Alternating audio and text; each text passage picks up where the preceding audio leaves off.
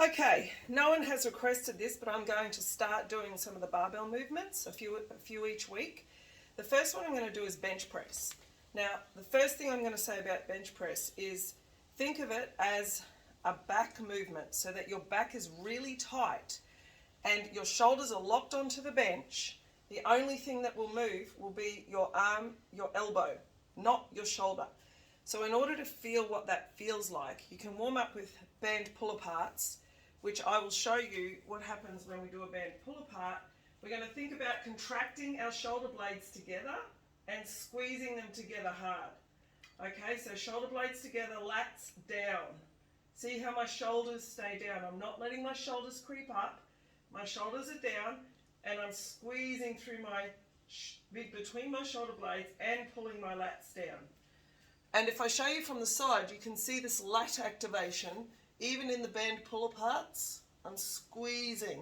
So this muscle here is squeezing down. See, if my shoulder comes up, I can't activate my lat. So I want shoulder down, shoulders down, and squeeze together. So that lat is really tight, and so is between your shoulder blades. So I'm going to focus now on how we translate that feeling when we're on the bench. So I'm going to turn the camera so you can see my setup on the bench. Right, number one, you want to start with your head off the bench. Get your hands wherever they're comfortable. I suggest a 90-degree angle between your wrist and your elbow to begin with. All right, and feet wherever they're comfortable, but certainly not in front of your knees. All right, we're going to focus on the upper body for this video. So what we're going to do is pull our body up off the bench, slide down in the air until you're underneath the bar and lower yourself right up on your traps. Okay, so as you can see, my upper back is not touching the bench right now. All right, now I'm just going to turn that camera a bit so you can see a little bit more of my entire back.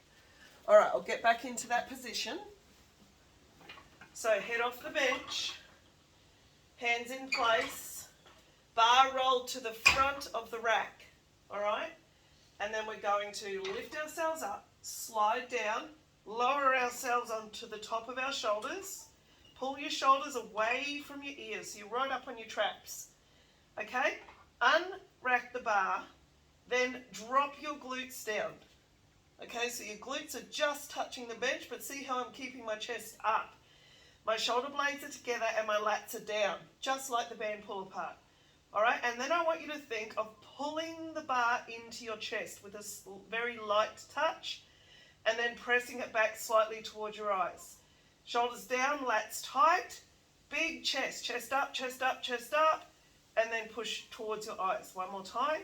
Lats down, squeeze your shoulder blades together, lats down, push, push, push, chest up, and then press back slightly towards the eyes.